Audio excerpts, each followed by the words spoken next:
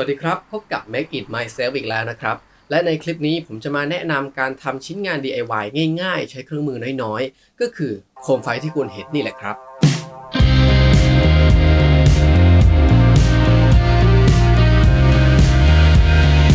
ขั้นตอนแรกนะครับเราจะเอาไม้2แผ่นนี้มาติดกาวเข้าด้วยกันก่อนให้ชั้นวางมันกว้างขึ้น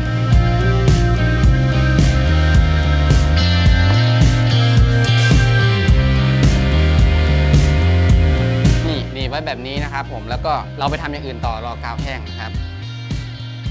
เดี๋ยวผมจะเจาะไม้เจาะรูตรงกลางแล้วก็เดี๋ยวจะให้มันหมุนปรับได้แบบนี้นะครับ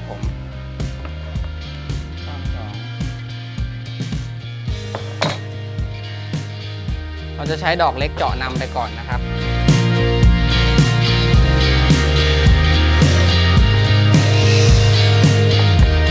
เปลี่ยนเป็นดอกใหญ่นะครับ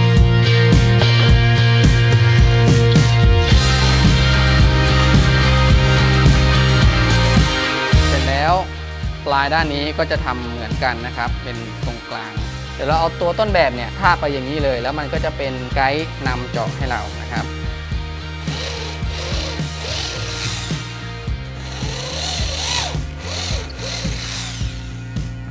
สวมเข้าไป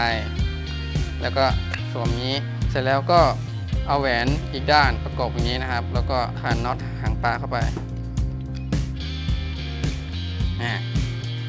ได้แล้ว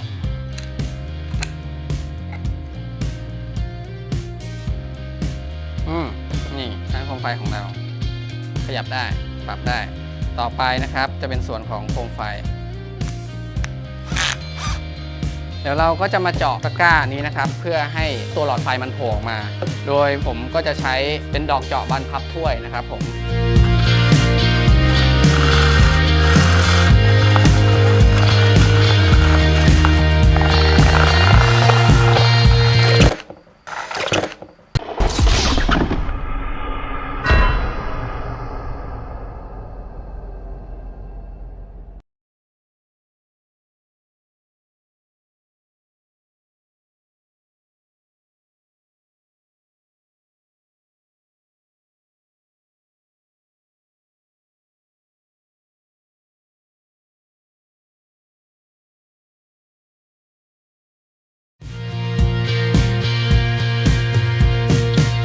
หลังจากที่เราทำนี้เสร็จแล้วเนี่ยเดี๋ยวเราจะตัดให้มันมีความโค้งๆมนๆนิดนึงนะครับผมจะได้ดูสวยงาม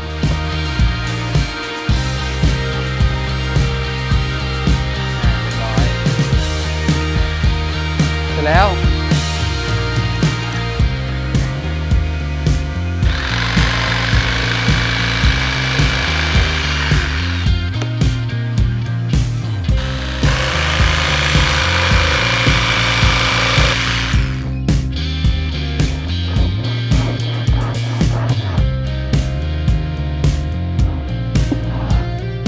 ตัวนี้นี่มันน่าจะแห้งแล้วนะครับเดี๋ยวเราจะแกะ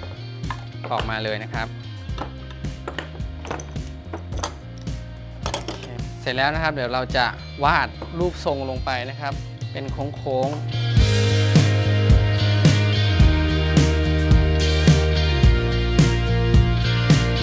ประมาณนี้แหละ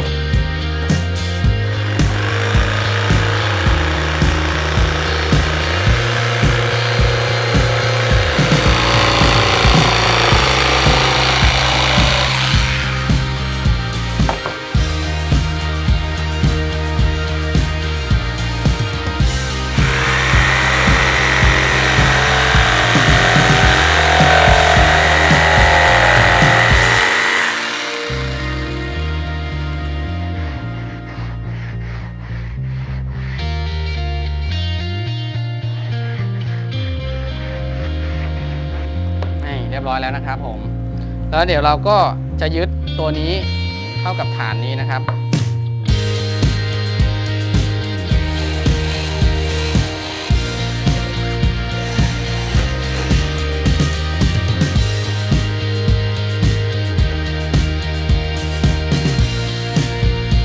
ต่อไปนะครับเราจะเอาขั้วหลอดนี้นะครับยิงปืนกาวแล้วก็ติดไปกับท้ายแบบนี้แล้วเดี๋ยวเราก็จะมายึด เจ้าตัวโคมนี้นะครับเดี๋ยวจะใช้สายรัดพลาสติกแบบนี้นะครับผม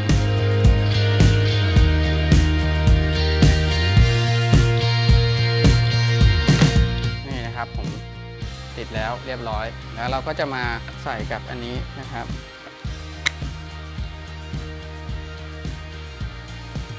แล้วก็เดี๋ยวเราจะเอากิ๊บสายไฟนะครับเดินตามนี้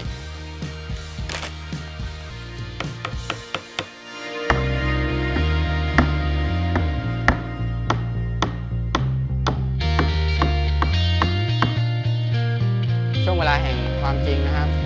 ใส่หลอดไฟเข้าไปเสียบไฟเสียบปลั๊กแล้วนะครับ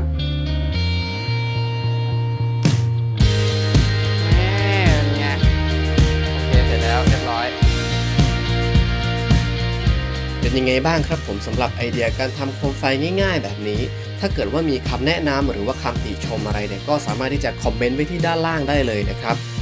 แล้วถ้าเกิดว่าชอบคลิปนี้ก็ฝากกดไลค์กด Subscribe ให้กับ Channel นี้ด้วยนะครับผม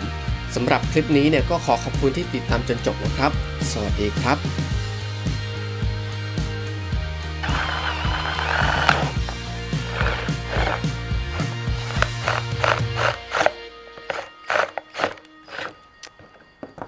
เดี๋ยวกูสคริปต์เปล่า